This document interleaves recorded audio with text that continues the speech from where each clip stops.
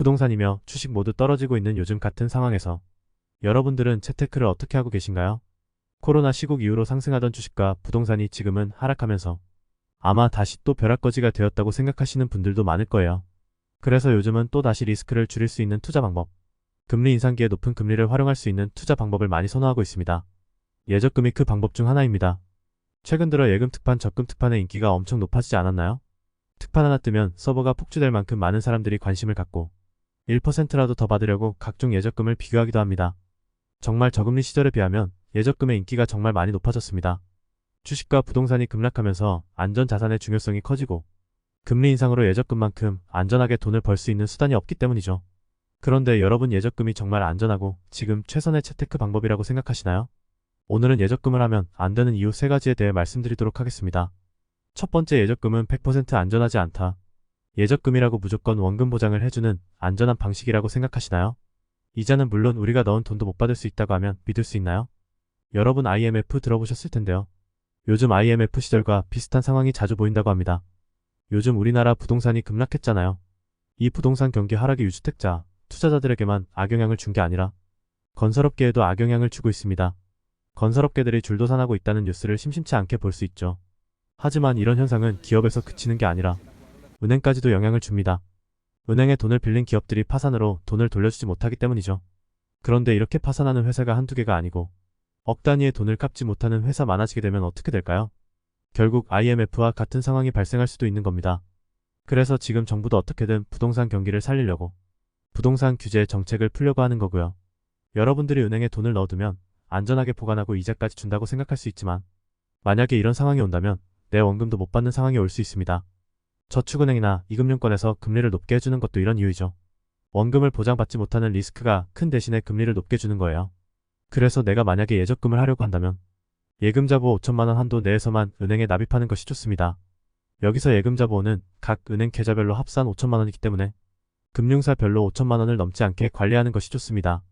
두 번째, 물가 상승률을 넘지 못하는 이자율. 여러분 예적금을 1년 만기로 납입하여 만기일에 원금과 이자를 찾으면 이자만큼 돈을 벌었다고 생각하시나요? 사실은 돈을 잃은 것일 수도 있습니다. 왜냐하면 물가 상승률과 비교했을 때 물가 상승률보다 금리 이자가 훨씬 낮기 때문입니다. 요즘 예적금 금리는 보통 3%, 4%대입니다. 그런데 물가 상승률은 10%가 넘습니다. 시중에 밥을 사 먹거나 마트를 가더라도 너무 쉽게 느끼고 있는데요. 예전에는 밥 한 끼에 10,000원에 먹을 수 있었다면 이제는 최소 15,000원은 들어갑니다. 물가 상승률은 예적금 이율보다 훨씬 높게 상승했습니다. 그래서 아무리 내가 예적금에 꼬박꼬박 넣어서 이자를 받더라도 1년 전에 살 수 있었던 똑같은 물건을 1년 뒤에는 이자를 받아도 사지 못하는 겁니다.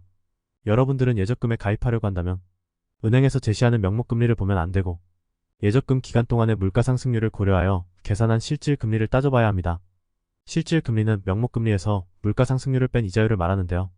예적금에 가입할 때 실질금리를 보고 가입해야, 적어도 물가 상승률보다는 높은 이율로 가입해야 손해를 보지 않을 수 있습니다.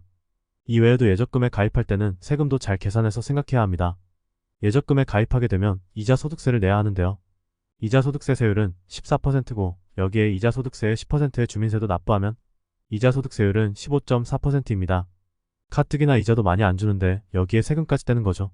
내가 만기 때 받는 이자가 세금을 제외하고 얼마인지, 그리고 그 이자로 계산했을 때 실질금리가 몇 %인지 계산해보면서 물가 상승률과 비교했을 때 과연 예적금이 나에게 이득인지 잘 생각해보세요. 그래서 예적금보다 주식에 투자하라는 것도 이런 이유인 거죠. 무지성, 단기 투자를 하라는 말은 아니고요. 장기적으로 우상향할 수 있는 종목에 적립식으로 안전하게 투자하는 방법이 예적금보다 내 원금도 지키면서 물가 상승률보다 더 높은 수익률을 얻을 수 있는 방법이 될 수 있습니다. 세 번째, 금리 인상은 영원하지 않다.